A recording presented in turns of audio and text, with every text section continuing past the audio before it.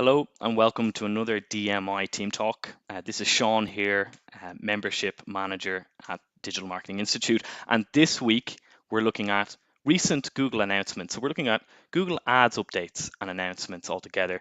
And basically what we plan to do for you this week is run through all the key updates to their ads platform in particular, and also go through Google Marketing Live event from April and basically give you a lot of the top line figures there. There was a lot of information about consumer behavior in the last year, which is going to be particularly relevant to any of you who are actually digital marketers.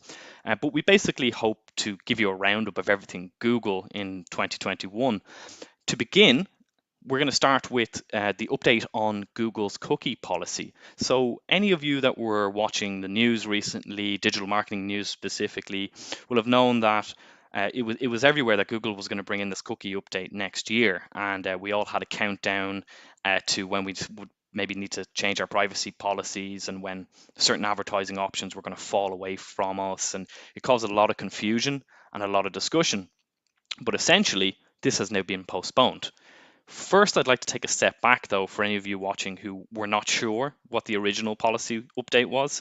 Go through that, give it some context, and then explain perhaps why it's been postponed.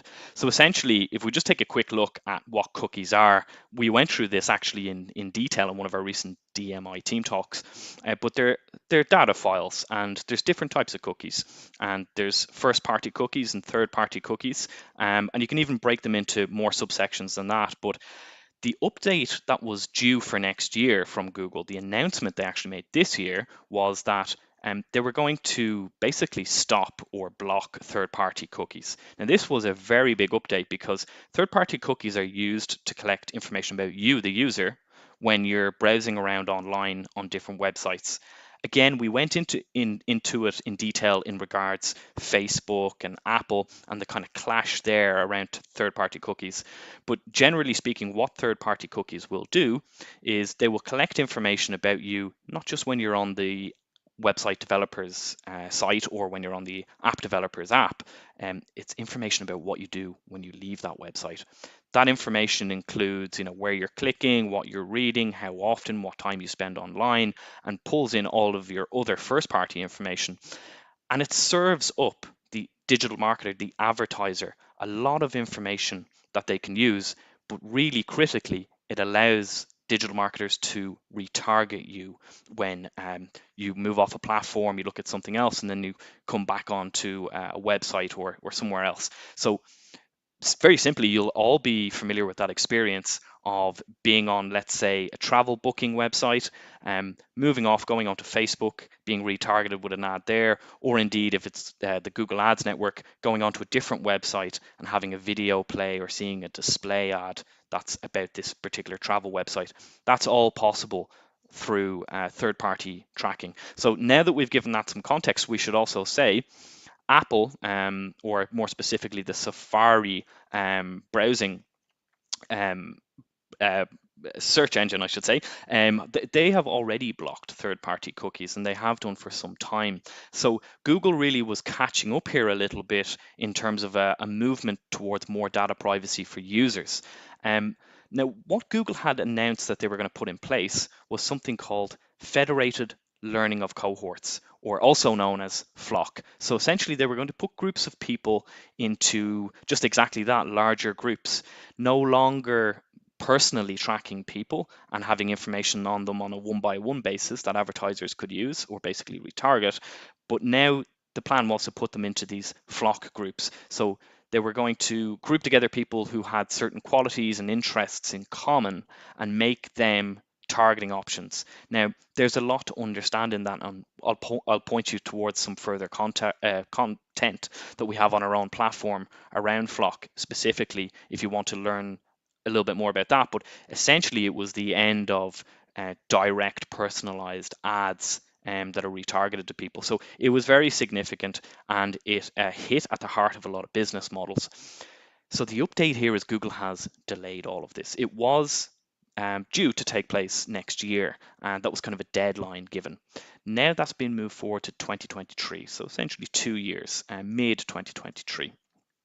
One of the key reasons Google gave here, as we can see from Vinay Goel from Google, was it was to avoid jeopardizing the business models of many web publishers which support freely available content. So, in other words, there are a lot of business models out there that actually have no paywall. They provide either free content or a free service, perhaps, and they're allowed to do so by actually getting your data and selling it on or making it available to advertisers and having a way of providing advertisers with the information that they need to retarget you or give you personalized ads. Um, so obviously in 2 years time now that model will be gone, so it's giving these businesses time to realign their strategy or their whole revenue model, and that's just one of the reasons. There are others. So, for example, Google needs to sort of check in now with the EU and the UK um, government groups essentially to kind of clarify exactly whether they have too much of a monopoly here by making this update, how it's going to affect all types of businesses. So it's also in Google's interest here to kind of think this out further. But essentially, this is a key update. It's now been postponed by 2 years. Now, we should take a look at eventually when this comes, and it is coming, what you should do or where you should focus if you're a digital marketer.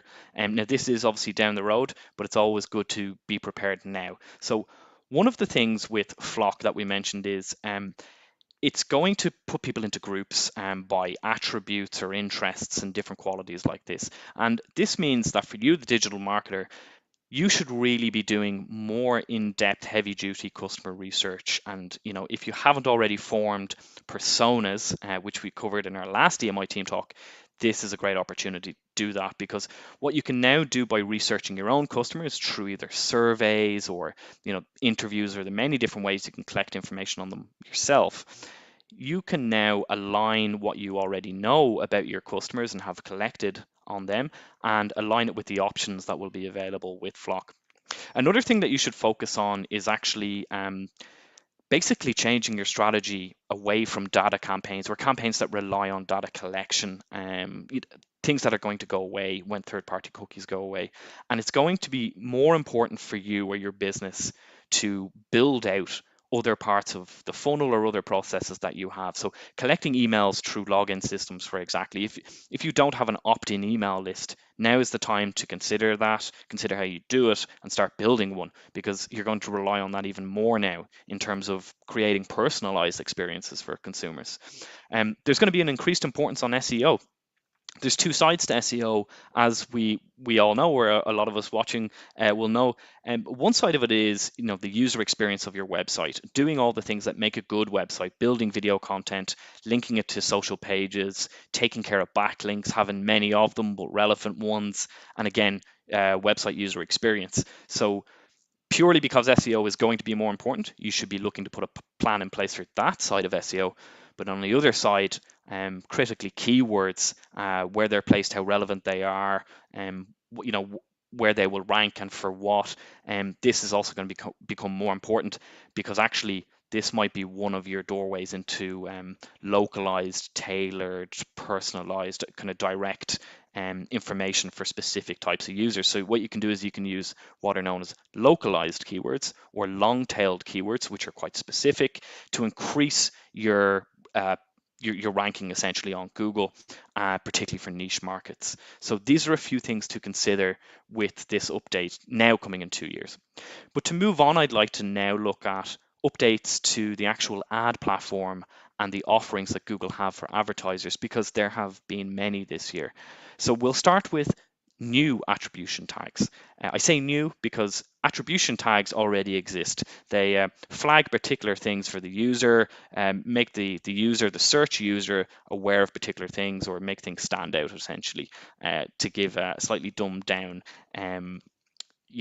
example of that. But new attribution tags that have come in, there's two very important ones.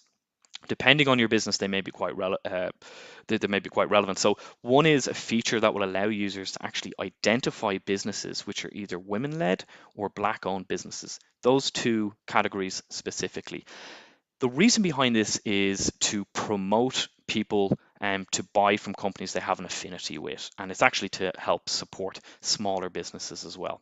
The second is local inventory ads. So actually, this has the same objective, promoting small businesses, but it tells the user, or it allows you, the business, to tell the user if they can pick up the product today, or there's a curbside pickup, for example, available on this product. And the reason it promotes local business is, if you're shopping on international websites, we all know to expect delivery times. If it's a great delivery service, 3 days, but even perhaps 2 weeks and longer. Whereas one of the unique selling points of a local business, or business local to you, is that you actually might be able to get the product almost instantly. So Google has allowed you, the business, the local business, to actually tag your products with this option, and hopefully, drive more conversions. Another update they gave was what is known as Performance Max. Now, this is actually quite complex in terms of an actual update, but essentially, it's all done through machine learning, this particular update. And it's massively beneficial to any of you who are less experienced with Google Ads. But what it's essentially done is it's allowing machine learning to aid you with your campaigns and make them more successful. Okay, so campaigns will be leveraged, and they will leverage machine learning to automatically place ads across all of Google's ad placements. So for those of you that might be unfamiliar, YouTube is a Google product. Obviously, email, Gmail ads, Google Maps, Google Discover, the actual search network itself, and there are actually many more in terms of apps and placements available on apps. But now when you launch a campaign, you can simply set an objective, and Google will go and find you the people that are going to convert for you across all of their platforms. So instead of building out campaigns with many different ad sets targeted at different platforms and having to set it all up, it's going to automate all of that for you. And automation is actually a theme in quite a lot of the updates this year. But Google will also, under the Performance Max campaigns, they'll also automate your bidding, your ad. They will add variations, so they will add on different ad groups and make changes for you, essentially, if you consent to that. And they will actually optimize your ads, so when they see something is not working, they will actually change the setting on the ads for you. That takes a lot of the work out of it, particularly for small business owners and or for people who have less experience. So probably going to be very exciting for people who are working at the kind of local business level, the SMB level, and have struggled really to find results. Another much talked about update for Google Ads this year is that of image extensions. Now, very simply, what you see here on the screen in my slides is an example of how this will look. This is an image placed in a search ad. So this was never available up until now. So you may have seen Google shopping ads. You may have seen those ads where you could scroll across the top of your screen through different products. Now, that's actually a different placement. What this image extension is allowing you in your traditional search ad, if you like, to place an image in of the product or the service. Now, as with all ad updates, if you're an early adopter of this, you'll probably see a bit of a peak or a bit more traction with your ads, because you're going to stand out from the crowd more. You're going to have more screen real estate. It's literally going to take up more space on the search results. It's going to be more eye-catching and more visually engaging. So if any of you have a product that is visual, or indeed a service that is visual, this is definitely worth testing. So keep an eye out for it. It's in beta version in some countries, just to say. So if it's not an option for you right now, it will be very soon. Another new feature is the new custom audience features. So previously you kind of had a number of options, but the main options were basically a custom affinity audience type, or you could create audiences around their intent. Okay, so affinity is kind of who the member of the audience would identify with and what kind of things they like, if you like. It's almost like interests. And intent was in terms of what the audience's intent was. So is it an audience of shoppers, people who are engaged with shopping online, or people that are at the consideration stage across various different platforms? This new custom audience feature has again simplified the experience for you, the advertiser, and it's brought together these two features, and it's using, again, machine learning to do a lot of the heavy lifting for you. So now what you simply do is you choose your campaign objective, whether it be reach, consideration, or performance, And then Google will bring together, using machine learning, what the purchase intentions and search behavior are, and they'll bring together the affinity categories and the custom intent. So it's simplified the whole process for you and automated it. Enhanced conversions are another advancement this year. Now, enhanced conversions let you securely send first-party data to Google Ads directly. So that's from the business to Google Ads. There's no middleman here, and it doesn't involve the consumer. But what is it doing? Well, it's linking information that you've gathered on your website about the person who has converted, and it's allowing you to pass it back to Google, and then it's allowing Google to put this into your reporting. Okay, so you're going to have more detailed reporting around your search ads, or indeed any ads that you're running with Google. This, of course, is going to give you more insights going forward. So we do have a few more changes because it has been a busy year, but Google Analytics changes. Now, these are key for a lot of people. The usership of Google Analytics is at a massive percentage when people are running search ads, or if you're really clued into trying to gain insights about your audience. So Google Analytics is probably more used by marketers than Google Ads itself. So this is quite significant. But Google Analytics version 4 is now going to let the administrators, so there's different roles on every account, but the administrators can customize the reporting experience completely. Now, this is actually massively important because, as a lot of us will already know, different types of businesses require different types of reporting. It might be that you run ads, but you don't sell online. You only sell in store. So there's a different customer journey there. Indeed, you actually, on the opposite side, might have an e-commerce store. You might have no product. You might be selling service online. So reporting and the steps that the customer takes and the information that's important to you, it's always been different business to business, and now you can completely customize the reporting that you see on Google Analytics and create these custom reports that you place on the main tabs. So when you log in, everything that you're interested in is there for you right away. So that's going to be, again, a pretty big deal for smaller businesses who have less time, less resources, and are actually more simplistic in terms of what information or data they're looking for. Again, machine learning features here. So another new feature within Google Analytics is going to be that Google Analytics will actually fill in gaps in your reporting. Now, why do gaps happen? Simply from a lack of data that you don't have or Google couldn't capture directly.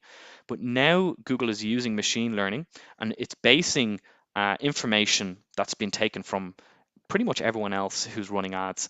They're looking at prediction models essentially, and they're filling in the gaps in your own data to kind of predict what results you would have got had you recorded this correctly, or had Google have recorded it correctly, and so on. So it's going to fill in those gaps for you, so you have just a better idea about, again, customer journeys or actions that people are most likely taking on your website or other websites.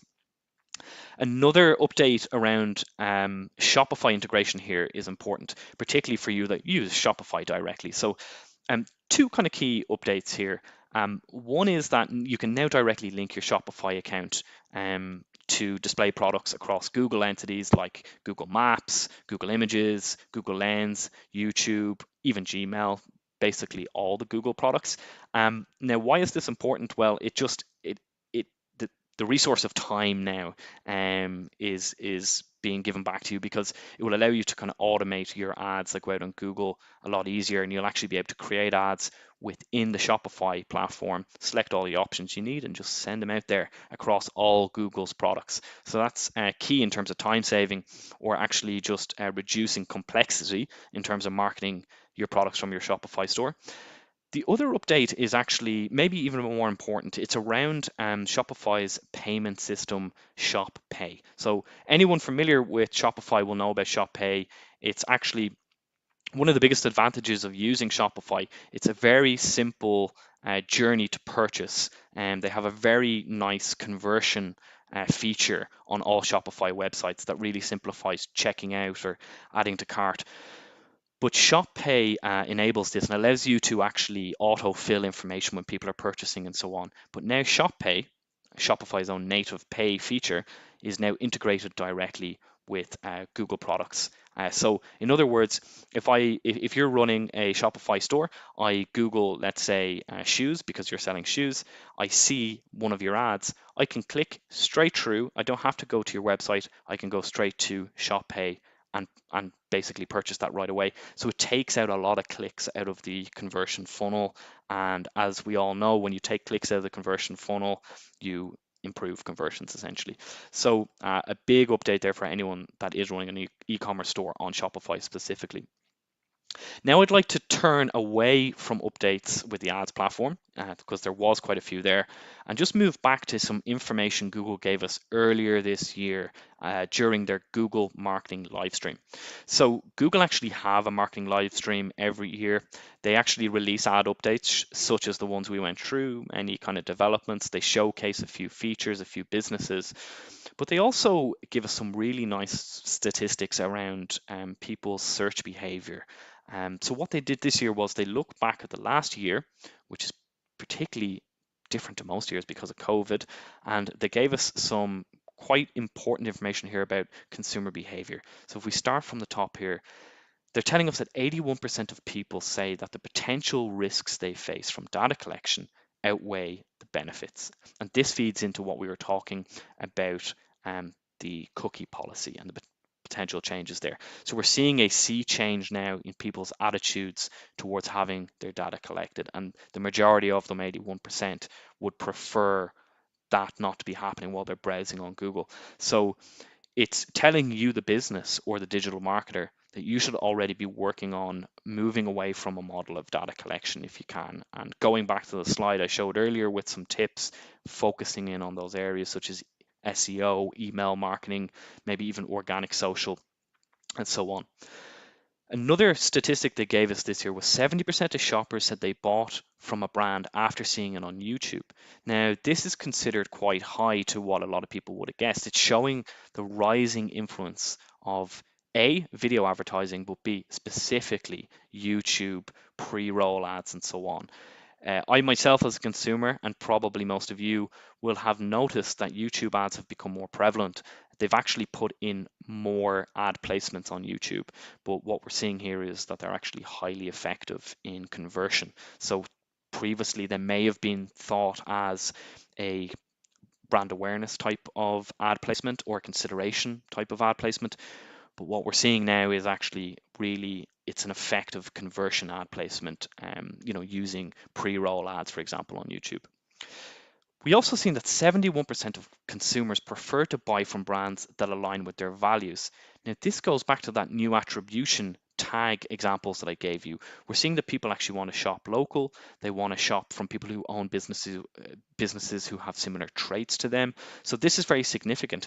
To think of it another way in terms of what you can do is, if you're operating in a particular market, if you are in a particular group of people or you have a particular culture, it might be worth bringing that to the forefront, because what we're seeing is people like you want to buy from you. We're seeing a lot more of this now, people being more considerate around who owns the business, what the background to the business is, and so on. So in terms of your communications for your website or your business, this might be something you want to bring forward now, because again, we see 71% of consumers are actually looking to buy from brands like this. We see that searches for local businesses have grown more than 80% year on year. Now, definitely in Ireland, and I know in the EU in general, and probably in the US, there was a kind of a call from governments to shop local. This was part of fears that the economy might collapse due to COVID, and obviously different businesses are affected in different ways, but we have seen people, Google is telling us, we have seen people respond to that kind of messaging and that kind of emphasis to shop local and support local businesses and keep them from going bust, essentially. So an 80% increase. So again, if you're a small business, in terms of your communications, in terms of your paid ads even, you might want to put more emphasis on being a local business and actually using things like the new attribution tags that we discussed, and really bringing all of that to the forefront. And that actually feeds into the previous point I made around, consumers preferring to buy from brands that align with their values too. So something there for you to think about if you fit into that category of a small business or one that has brick and mortar stores. We also seen, or we're also told, if you like, that 15% of search queries every day are brand new. So what does this mean? Well, it essentially means that 15% of search queries every day, they are terms that have never been put into Google before. Now, think about that. That would show you that Google is still growing rapidly, Google search, and the amount of things that you need to be considering when you consider keyword research, for example. So one takeaway from that should be if you're someone who runs paid search campaigns, or if your team are currently focused on SEO, maybe even you're quite good at SEO, you may need to be reevaluating all your keywords on a regular basis, because if there's 15% every day are brand new, that means you got a lot more options there in terms of keywords to put into your campaigns. So the clear message is keep revising your keywords and keep testing out new ones, essentially.